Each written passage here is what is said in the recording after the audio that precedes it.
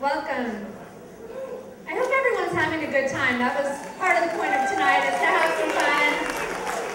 I hope everyone got to enjoy the phenomenal cocktails, the great food.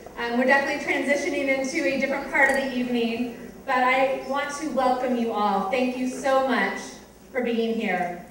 For those who don't know me, I'm Lauren Goldstein. I am the chair of tonight's event. I am also a Jewish Federation board member. And this is an amazing and inspiring group. There's close to 500 people here tonight, so thank you, thank you. I'm personally in a very sweet mood after enjoying a Cherry Garcia. I think I had a peach something also, and maybe one other, although I promised my parents I would only have one. But if you have not enjoyed the cocktails in the candy bar, I think there may be some on the way out. If not, there will at least be great coffee. Before I get started, I'm curious, how many of you are at a Federation event for the first time? Raise your hand. Okay, a couple, thank you, thank you. How many are on event number 2 or 82 or somewhere in the middle? Yay, thank you. We really appreciate it. I also would love you to raise your hand if you are one of our clergy or a professional Jewish community leader. Thank you. And last but not least, I had an amazing committee of people who made tonight possible. So just raise your hand so we can applaud you.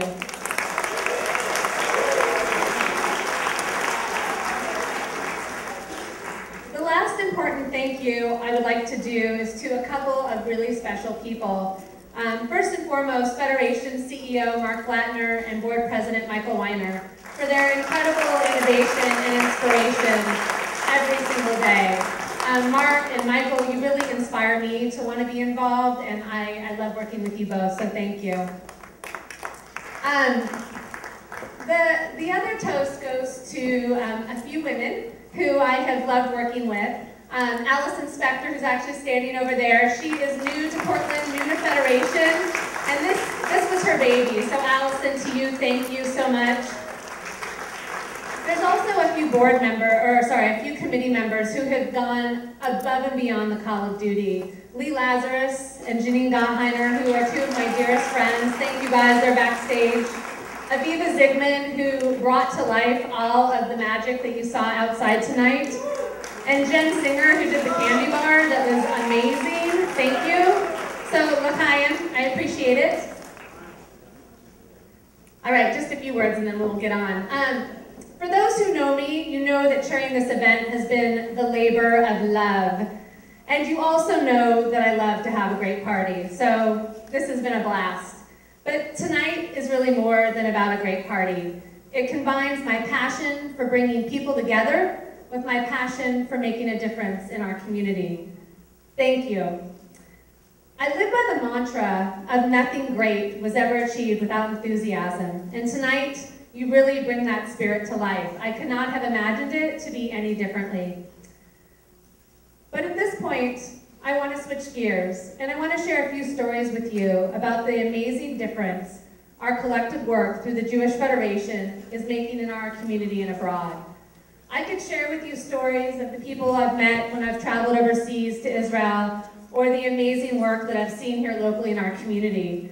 But I really felt like those stories would be so much better told by those who are actually the beneficiaries.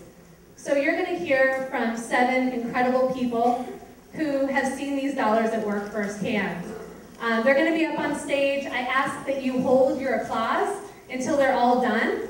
But please enjoy. It is a true treat. And thank you so much for being here and for all the great work that you're doing in our community.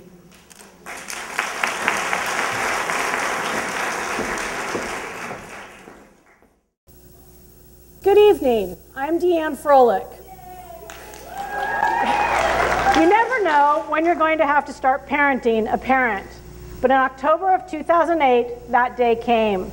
It was time to transition my father from living on his own to an assisted living community.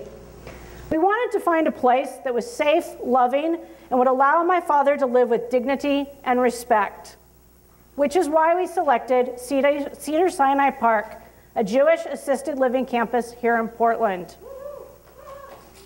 Within days of my father moving in, we knew we both had made the best decision of our lives. There is nothing like the quality care one receives at Cedars-Sinai. After a few weeks of settling into his new environment, my father started to take advantage of all the amazing activities and programs. In fact, he got so busy that I had to start scheduling time on his social calendar to come visit. I learned this the hard way. One day I showed up to visit him, unannounced, and found him in the middle of his yoga class. Let's just say, I was asked to come back at a better time. By March 2011, it became apparent that my father needed the next level of care. Cedars-Sinai immediately had the ability to help transition him from the fully independent living at the Manor to the full-time nursing at the Robeson home. Still the same campus, just a different level of care. Thanks to your Federation contributions, which support facilities like Cedars-Sinai Park, parenting a parent is not as scary as it seems. Thank you.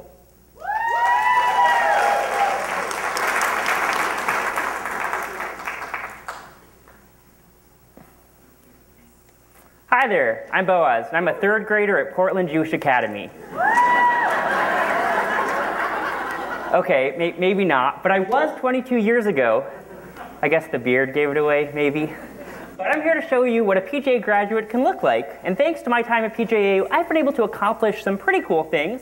I zigzagged across North America using everything except a gas-powered car. I covered 12,000 miles on kayak, couch bike, paraglider, motorized cooler, and camel, and then I made a TV series about it. I opened a kazoo museum in Beaufort, South Carolina. And for 3 years, I held the Guinness World Record for most high fives in an hour. Impressive, I know. And now I'm working on projects right around the corner at Wieden+Kennedy as part of their WK-12 program. So how did your investment in PJA help out a kid like me? Well, in 5th grade, my teacher Ruth Briegart instilled in me a love of writing that inspired me to go on to NYU and major in playwriting. And my no-nonsense Hebrew teachers, who I'm sure some of you had, Dina and Shoshana, they taught me to be an independent thinker. And most importantly, as I've traveled across the world, I've been able to walk into a synagogue in Italy or Tasmania and not only join in the service, but feel like a part of the community. So now I'm proud to donate to PJA and support the Mensches and future world record holders of tomorrow, and I hope you'll join me. Thanks.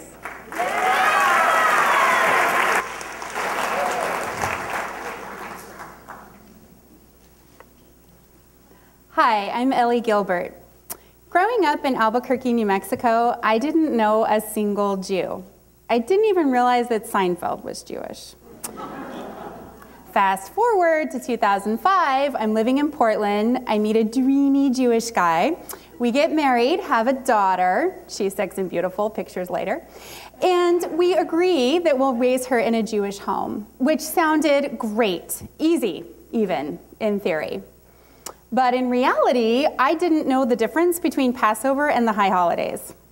And I certainly couldn't tell you what was supposed to happen on Friday night. I started to feel panicked, and it was then that my husband's aunt, Renee Holzman, told us about the PJ Library. We signed up, and every month we started to receive, free of charge, high-quality, Jewish-themed children's books. I read them to my daughter, and our Jewish journey began together. The PJ Library books gave me not only the Jewish vocabulary that I needed, but the confidence to continue my Jewish education. I was fortunate to participate in another of the Federation programs, the Mother Circle, which is a program for moms like me who are raising Jewish children with our Jewish partners in a Jewish home, even though we ourselves did not grow up Jewish. Through the Mother Circle, I baked my first loaf of challah. I learned the Shabbat prayers, and we hosted our own Passover Seder in our home with another of the Mother Circles families. Thank you for so much for giving me the tools that I needed to create my Jewish home.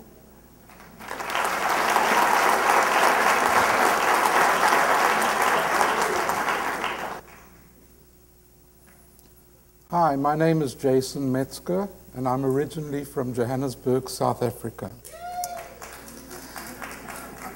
I moved to Portland in 2009 with my wife Renee and our then 30-year-old daughter Andrea, who is severely disabled and who requires 24-hour care. After being in Portland for about a year, I fell on some really tough times. I lost my wife to a sudden illness and had to face the reality that I could no longer be the primary caregiver to our daughter on my own. I couldn't afford to pay my rent. I couldn't afford to shop for groceries. I couldn't handle the emotional toll this was all taking on my life. I was truly in a terrible place. But life turned around when Jewish Family and Child Services entered the picture. The JFCS team gave me both emotional and financial support on an ongoing basis. Through the TASK program, they helped me get my daughter into a group home, and the agency handled things one never even thinks about, like managing the burial logistics for my wife, helping us obtain US citizenship, and giving us meals for the high holidays. Until you're faced with the unexpected, you never know how fragile life can be. But with an organization like JFCS, which is heavily funded by your generous contributions, people like me are given a lifeline. Thank you from the bottom of my heart.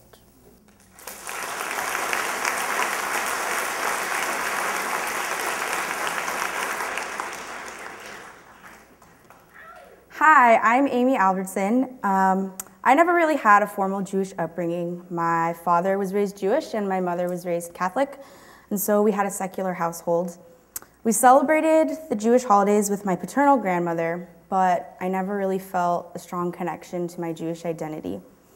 That is, until I discovered Portland Hillel. I transferred to Portland State my sophomore year, and a classmate asked me, "Have you ever been to a Hillel event?" I just asked her, "What's Hillel?" Little did I know that this would be the start of something extraordinary. I headed to my first Hillel Shabbat, and it happened to fall on the same night as the AEPI fraternity kickoff party. I showed up at the Shabbat, and to my surprise, there were several fraternity brothers also there for Shabbat. Let's just say I was sold from that moment. But on a serious note, Hillel has been a real gift to me. It's allowed me to explore my Jewish identity and get involved in campus life, and it's been a home away from home and a place where I've met some of my best friends. Today, I'm proud to say that I'm the vice president of the JSU at PSU, and I also lead Devar discussions at our Shabbat dinners.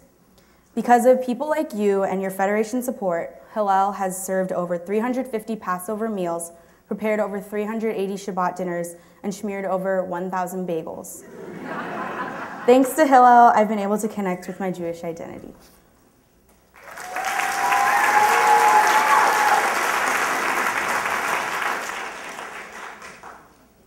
Hi, my name is Anne, and this is my son, Max. Hello. Max is our brilliant, fun-loving ninth grader diagnosed with autism. In the summer of 2011, Max got the opportunity to experience Jewish summer camp life with an amazing program called Kehila, a one-week program for kids with special needs run by B'nai B'rith Camp and funded by Federation dollars. Max, what was BB Camp like for you? People don't always understand me, so they sometimes ignore what I'm saying. But at BB Camp, everyone was so caring and friendly and fun. I felt heard and successful and very proud of my Jewish heritage. I felt like I belonged there. It's true. At BB Camp, Max felt totally accepted and appreciated.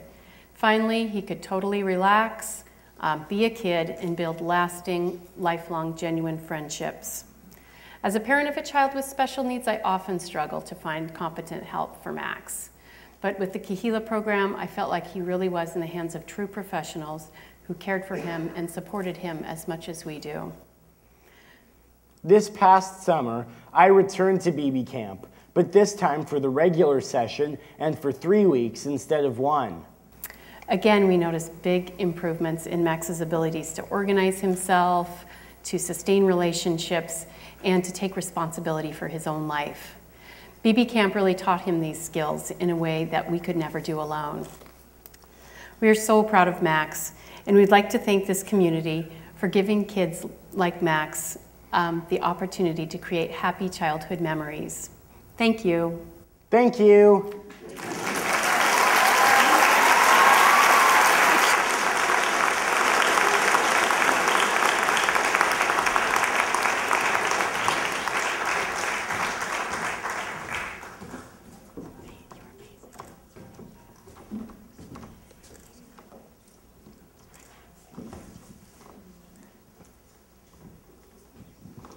Wow. Thank you guys for sharing your personal stories with us. They were all so very, very meaningful. Isn't it amazing how our community can come together and make some people's lives so much brighter? What's also amazing is when their lives are brighter, our whole community is brighter and stronger. This year's theme is, for the Federation, together we do extraordinary things. I'm Kim Rosenberg, and this is my extraordinary co-chair, Andrew Berlenberg.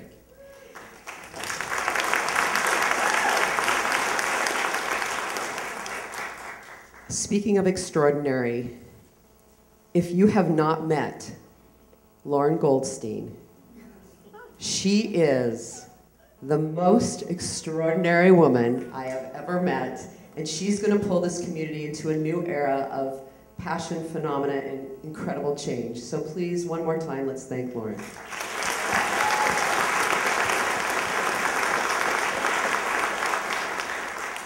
You know, simply put, when this community does stuff together, we can really accomplish extraordinary things.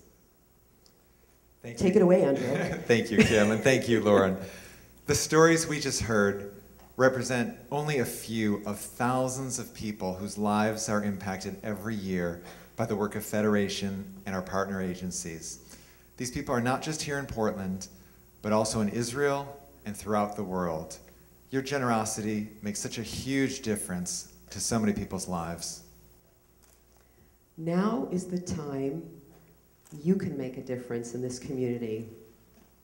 You can make your 2013 pledge to this community.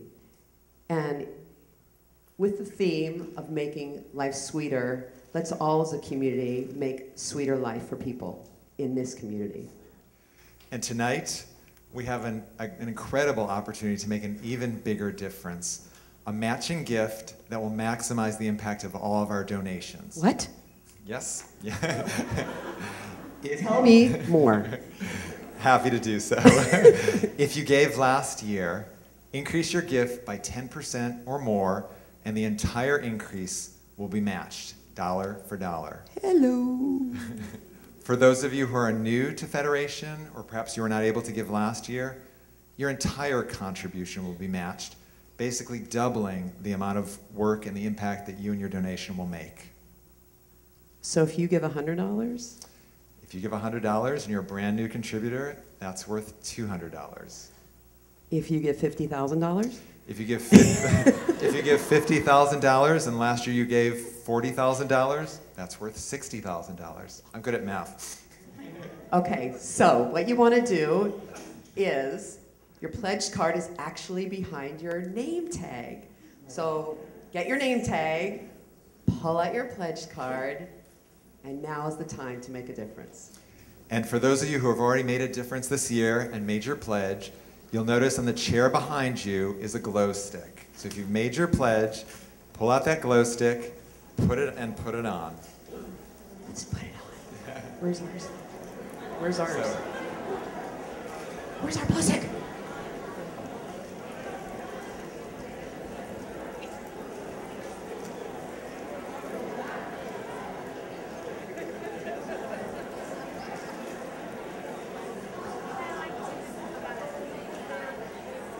Jim Meyer, where's your glow stick? Jim Meyer, put your glow stick on. Yes, and the rest of you, as you make your pledge, put on the glow stick. Our goal is to see this entire room lit.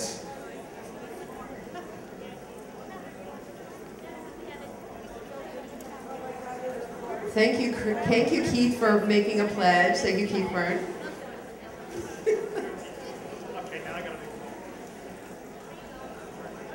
Well, Mark Blattner made his pledge. Thank you, Thank you, Mark. Thanks, Mark. That's great.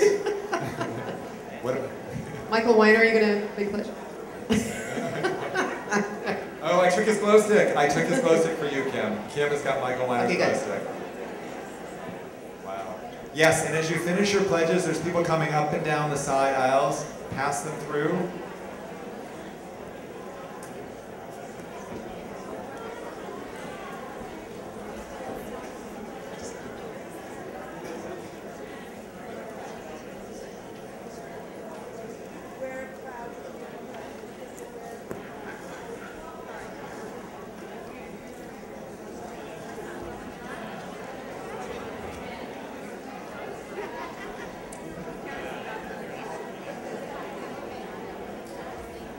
One thing to keep in mind as well, we very, very much appreciate the financial support.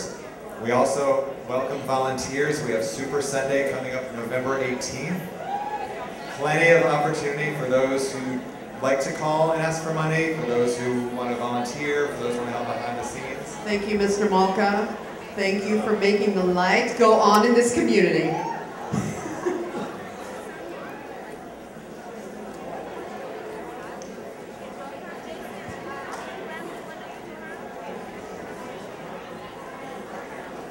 In honor of Jerry, I'm wearing it on my head. You can also wear it on your head.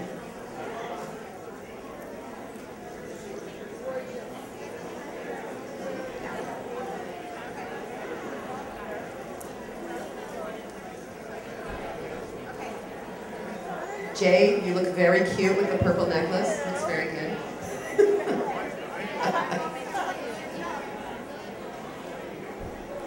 Karen gave twice.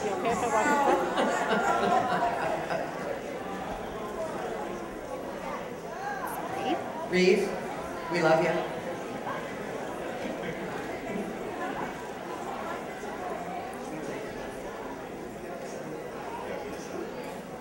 Okay.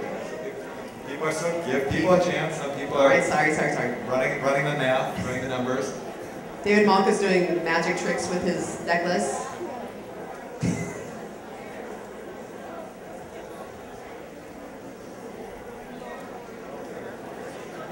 Dane and Jeremy look like they're hippies from the 60s. Hang 10. What?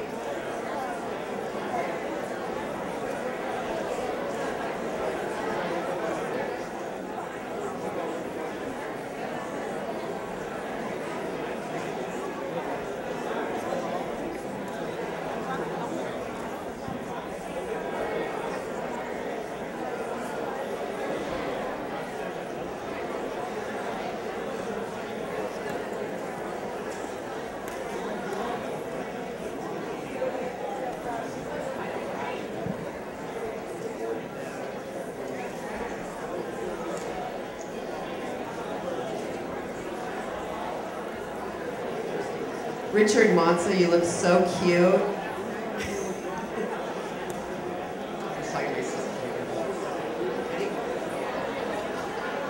Okay, 30 more seconds.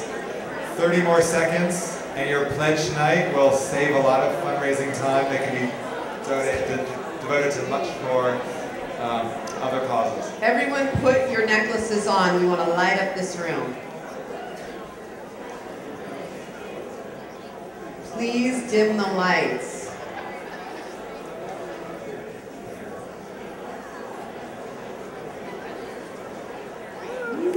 Wow. Whoa, look at that. Fantastic. This is so cool. Thank you everyone for lighting up the hope in this community, and we are going to make a rockin' amazing year. Thank you so much. My name is Mark Bladner. I have the privilege of being the President and CEO of the Jewish Federation of Greater Portland. It is phenomenal to see all of you here tonight, and you're in for a real treat with Jerry Greenfield, who I'll introduce in a second. But if you notice all the people here tonight, mark your calendars for April 18th through the 21st for the first ever Food for Thought Festival here in Jewish Portland, a 4-day festival that's being co-chaired by Cheryl Tonkin and Ed Tonkin, that every Jewish community institution organization we hope will be involved, and it's something that will have something for all of you, and don't miss out on that opportunity. So more to come in the near future. Noticing all the glow sticks, I want to say thank you for your generosity and commitment to our Jewish community. It means a great deal to the people you heard from on this stage, as well as people you and I may never know who need this help and services that we provide. So now it's my pleasure to introduce the man you came to hear tonight, Jerry Greenfield. Jerry and his longtime friend and business partner, Ben Cohen, are the men behind one of the most talked about and least conventional success stories in American business. They were the co-founders of Ben & Jerry's Homemade Ice Cream, and they helped build a storefront venture into a $300 million ice cream empire by making social responsibility and creative management strengths instead of weaknesses. With his bestseller, Ben & Jerry's Double Dip, How to Run a Values-Led Business and Make Money Too, which he co-authored with his partner Ben, Jerry created both a nuts and bolts guidebook to the promise and pitfalls of values-led business and an inspiring wake-up call about the growing international influence of the socially conscious and the mission-driven corporation. Tonight, Jerry will deliver a tribute to America's innovation and entrepreneurial spirit, full of anecdotes and radical business philosophy. He will also address the great sense of fun that is the company's hallmark, illustrated with the serving of Ben & Jerry's ice cream here for all of you tonight. Jerry was born in Brooklyn, New York, 4 days before his future business partner, Ben Cohen. He grew up and went to school in Merrick, Long Island, and it was there where he first met Ben in junior high school, and the two have remained close ever since. Jerry graduated from high school with a National Merit Scholarship under his belt and enrolled at Oberlin College to study pre-med. At Oberlin, Jerry got his first taste of the ice cream industry when he took a job as a scooper in the college cafeteria. After graduation, he worked as a lab technician in New York, and he lived with his school buddy, Ben. And in 1977, with Jerry thoroughly sick of his occupation as a lab technician, the two friends decided to fulfill a dream they both shared, running a food business together. The two eventually settled on ice cream, and after a bit of research and a $5 Penn State University correspondence course in ice cream making, they opened up Ben & Jerry's Homemade Ice Cream Parlor in Burlington, Vermont in 1978. Jerry began by making all of the ice cream, but as the company expanded into new markets, he soon found himself handling everything from distribution to orientation to employee motivation. Today, a model for American business success, Jerry and Ben have been recognized for fostering their company's commitment to social responsibility by the Council on Economic Priorities, which awarded them the Corporate Giving Award for donating 7.5% of their pre-tax profits to nonprofit organizations through the Ben & Jerry's Foundation. And they were also previously named by the United States Small Business Administration as the Small Business People of the Year. It is my honor and pleasure to introduce to you the CEO, the Chief Euphoria Officer of Ben & Jerry's Ice Cream, Mr. Jerry Greenfield.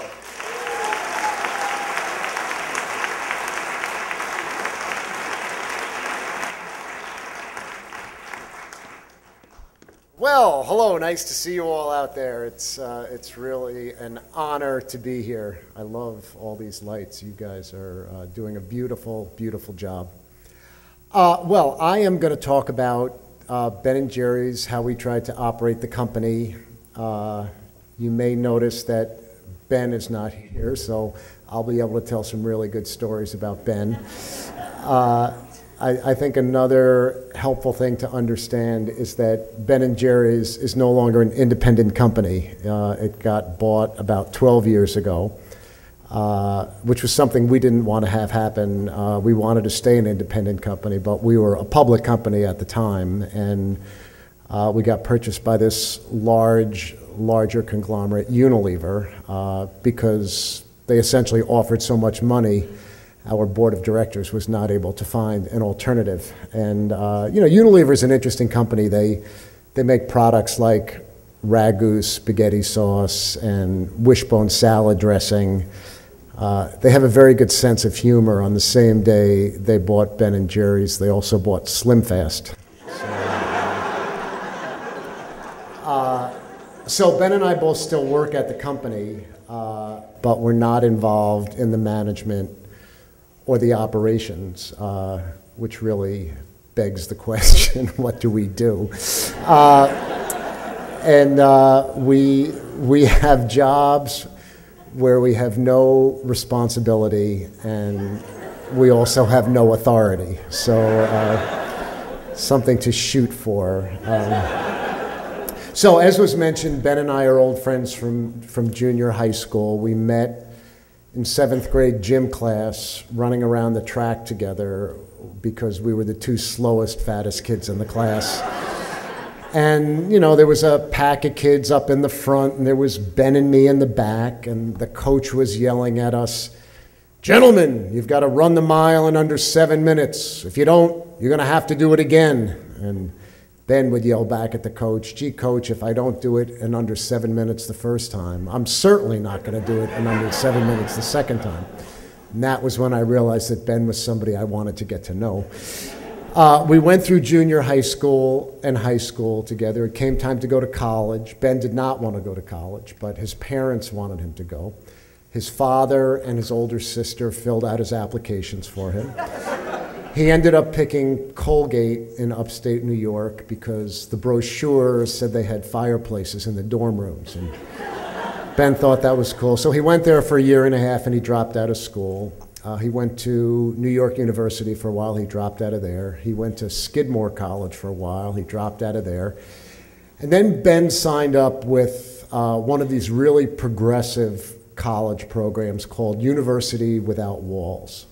So at University Without Walls, you don't have to go to class because the world is your campus. And you don't have to take tests. You get credit for learning. And Ben dropped out of there too. Still a little too much structure for Ben. And then over the next 3 years, he worked as a taxi cab driver in New York City, a short order cook, a pottery wheel deliverer, a night mopper, and a baker's helper.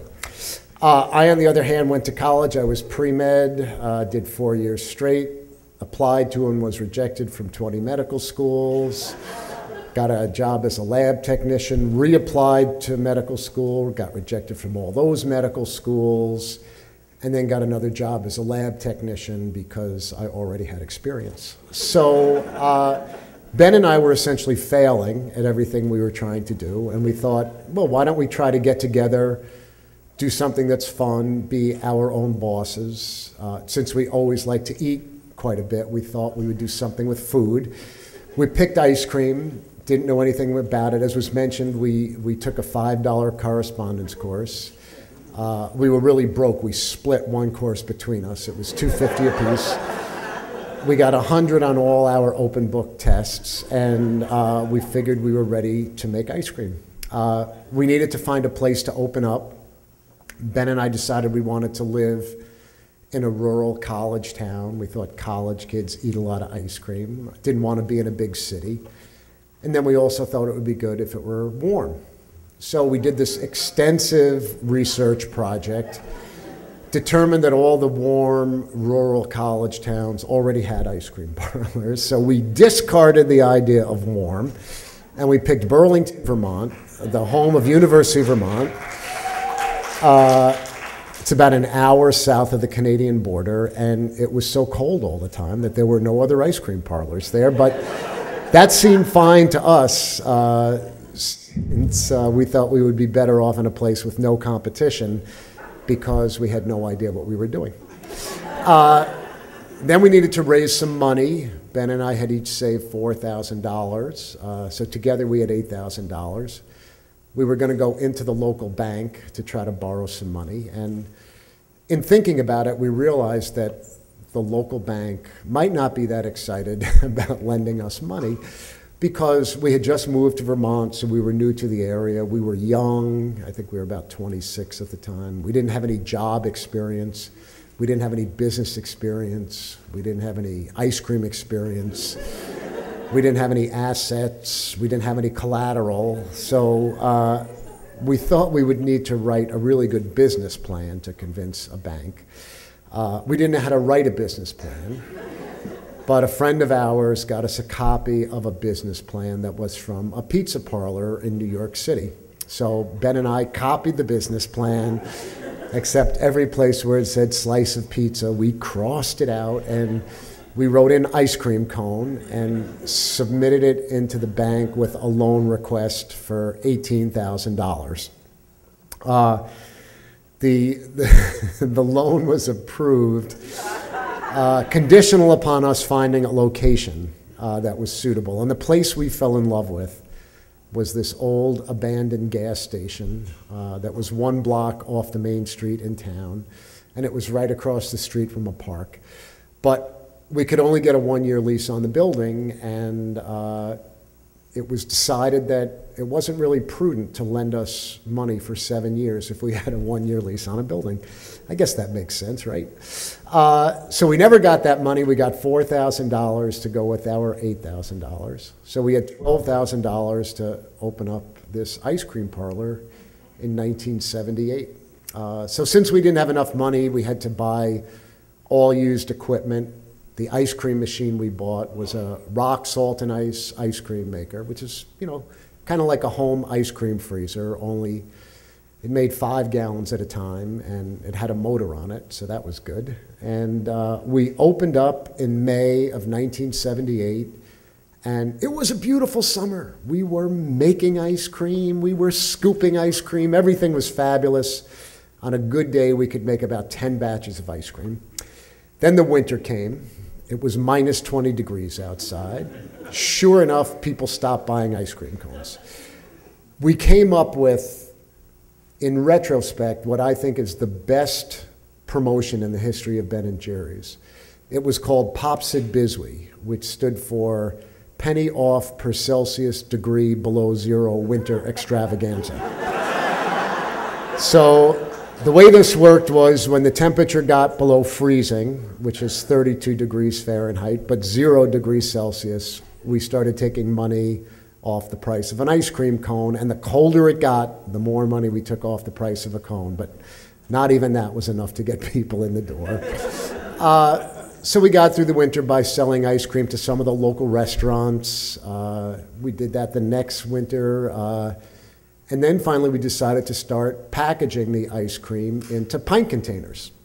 So we did that. Ben started driving this old delivery truck around and got us 30 accounts in a month, and that started going well. We got a couple of other local ice cream distributors, one in upstate New York, one in New Hampshire, to start delivering Ben & Jerry's. And then we got a big break. We got a couple of big ice cream distributors, one in Boston and one in Connecticut, to start carrying Ben & Jerry's. And it was really the first time we were going to be selling ice cream into major markets where we weren't the guys next door. So these two distributors had just started carrying Ben & Jerry's when we got an urgent phone call from them one day. They said, listen, we need to get together and talk. We can't do it over the phone. We need to meet someplace really private. We said, okay. we decided to meet in a dark corner of a restaurant at Logan Airport in Boston. So we sit down there and these guys say, listen, we have some really bad news. Haagen-Dazs ice cream had just been bought by the Pillsbury Corporation. And they told these distributors that if they continued to carry Ben & Jerry's on their trucks, they weren't going to sell them Haagen-Dazs anymore. And as these distributors told us, look, we like you guys, we like your ice cream, but Haagen-Dazs is the most profitable item we carry on our trucks. And we can't afford to be without it. So we're going to have to drop your product. So they told us this. Ben started laughing. He just thought this was hilarious.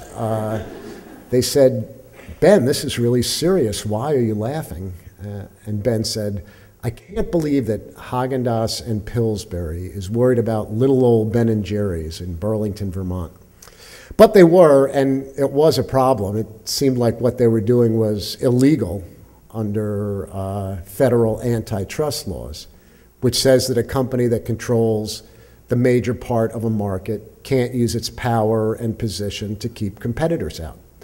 So we thought, okay, we'll sue Pillsbury. That'll be fun. They were a $4 billion company at the time. Then we thought we could file a complaint with the Federal Trade Commission. But everybody we talked to told us that the Federal Trade Commission was much more interested in helping big companies get bigger as opposed to helping small companies survive. So we thought, well, if we're going to go down, we'll at least take our case to the people. And so we started the What's the Doughboy Afraid Of campaign. So this was kicked off by me going to Minneapolis to the Pillsbury World Headquarters, where I was a one-person picket line.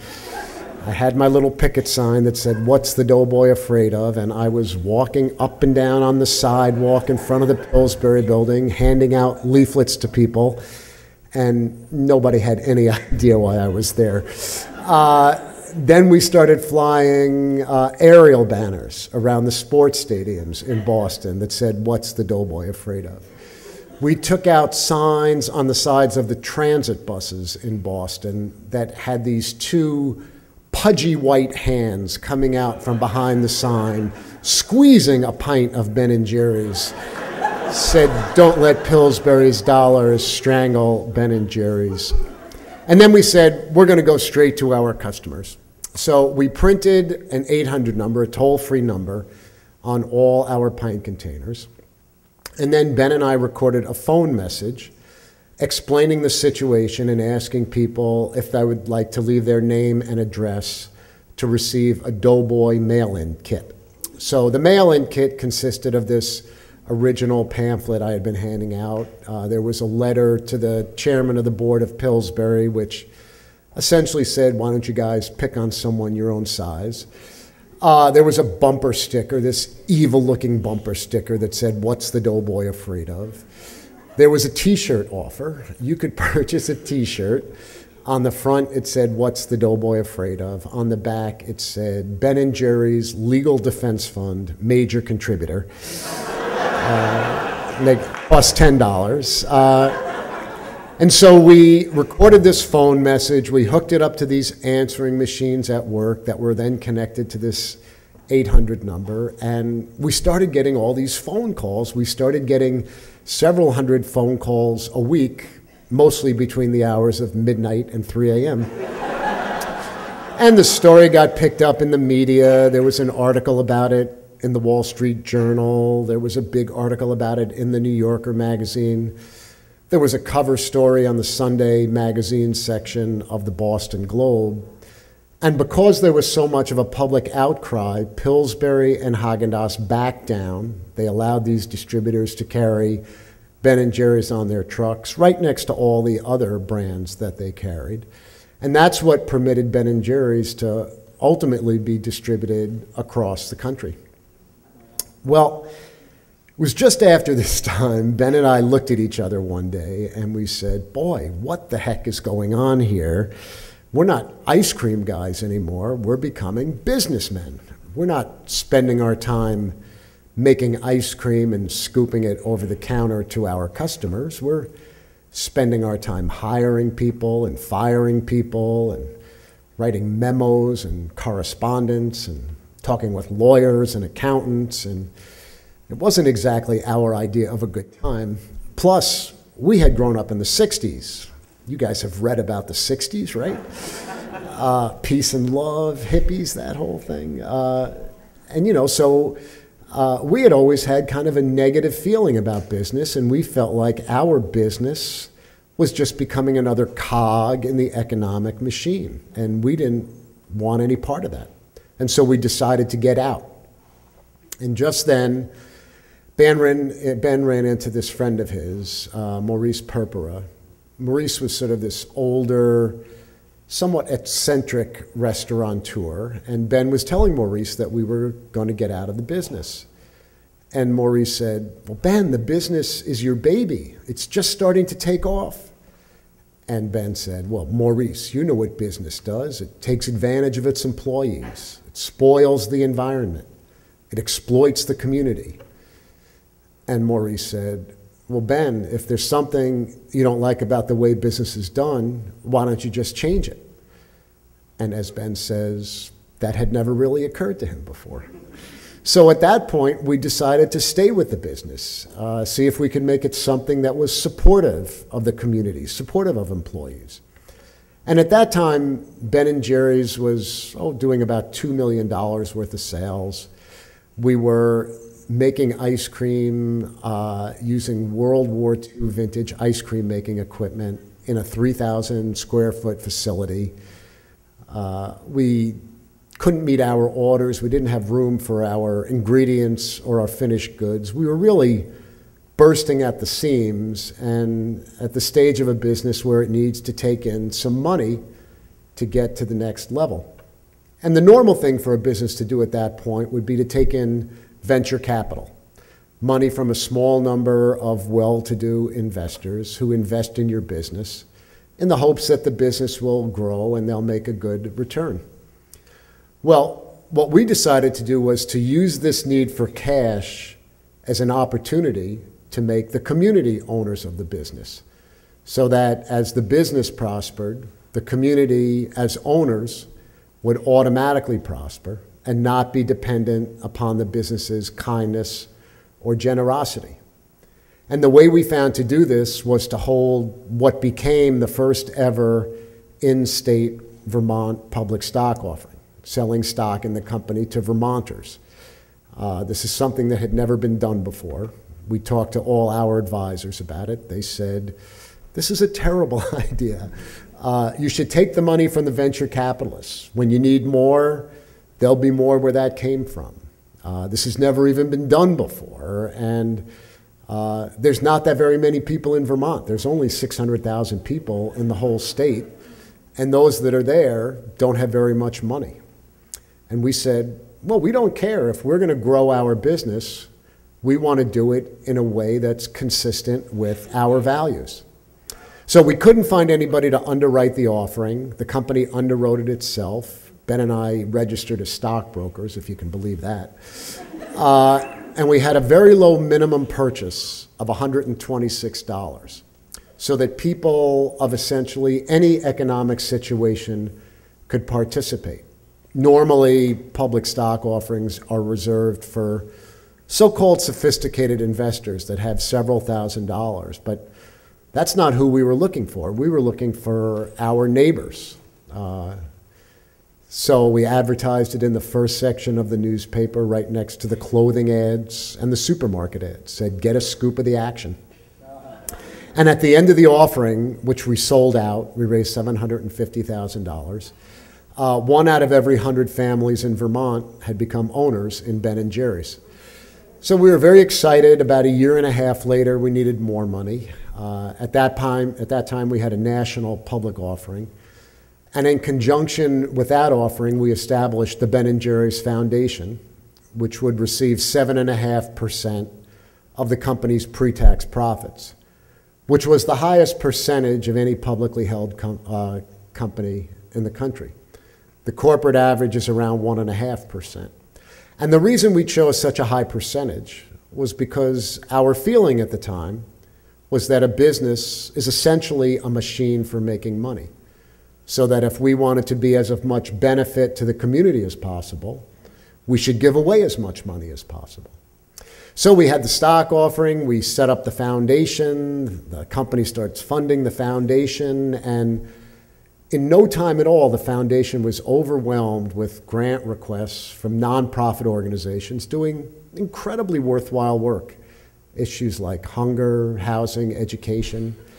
And the foundation could fund only a minuscule percentage of the requests that were coming in.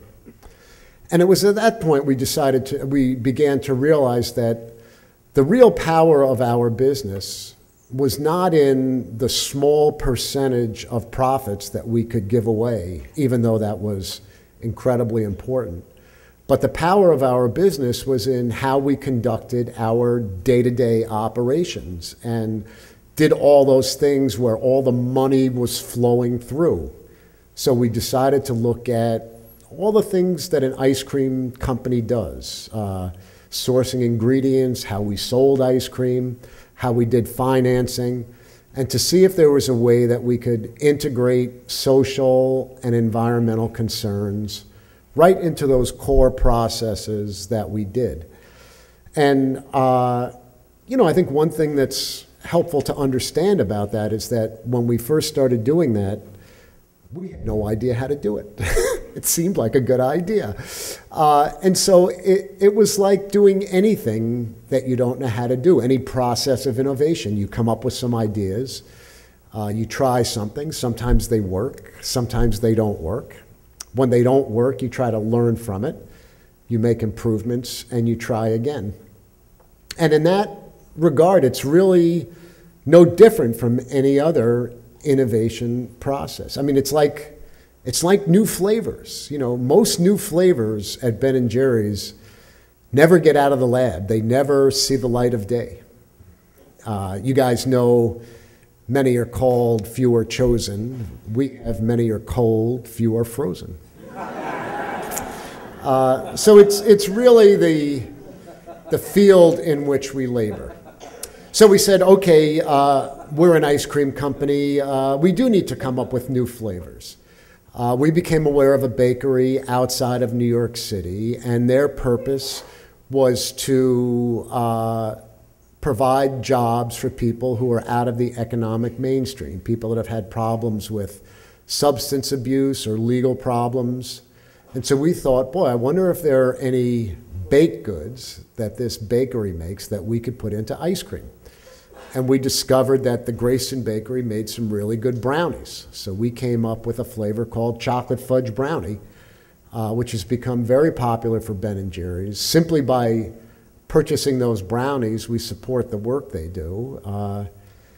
The company gets these delicious, profitable flavors. Ben & Jerry's now uses those brownies in ice cream, frozen yogurt, half-baked, all the good flavors. And I think Ben & Jerry's bought over $8 million worth of brownies last year from Grayston. Another thing we need to do is to sell ice cream. Ben & Jerry's has about 250 franchised ice cream shops. 14 of those are what we call partner shops, shops that are owned and operated by nonprofit social service agencies who work with at-risk youth. And 2 of those shops are right here in Portland. They're run by a group, New Avenues for Youth. So, any money those shops make goes back into supporting their programs, and they provide job training and jobs for young people. So those are a couple of examples. It's a little ironic. Several years ago, Ben & Jerry's started to get criticized in the media that we were cynically trying to manipulate our customers into buying more ice cream by doing good deeds. And our response is that our actions are based on deeply held values. And in addition to that, we understand that marketing is an integrated and holistic attempt to meet another set of our customers' needs. Our customers' needs to have business be addressing the growing social and environmental problems in our country. We found that operating this way provides the business with tremendous benefits. All these buzzwords about added value and unique selling proposition. Well, simply by operating as a caring company, you get those bestowed upon you. It helps with recruiting employees, it helps with retaining employees, and best of all, it helps with customers. What we've been learning at Ben & Jerry's is that there's a spiritual aspect to business, just as there is to the lives of individuals. As you give, you receive. As you help others, you are helped in return. And just because the idea that the good that you do comes back to you is written in the Bible and not in some business textbook, doesn't mean that it's any less valid. As we help others, we can't help but being helped in return. For businesses and people, it's all the same. Thank you so much. It's really an honor for me to be here.